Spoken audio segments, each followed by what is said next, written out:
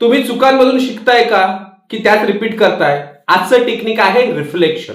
काय बरोबर झालं, काय चुकलं, किती वेळेस केलं, कशा प्रकारे केलं हे चेक करायचं. आपल्या टू डू लिस्ट प्रमाणे काम करतोय का आपण हे चेक करायचं. आपण चांगली गुणवत्ता देतोय का हे चेक करायचं. आपली सर्व्हिस आपण अपडेट केली का हे चेक करायचं. तर रिफ्लेक्शन करायचं कधी?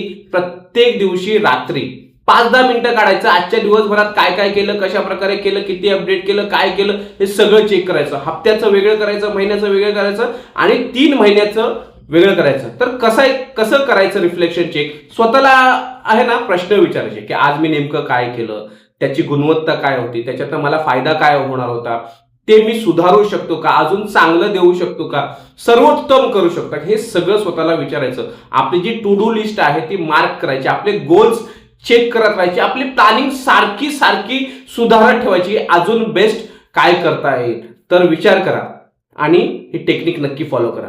धन्यवाद.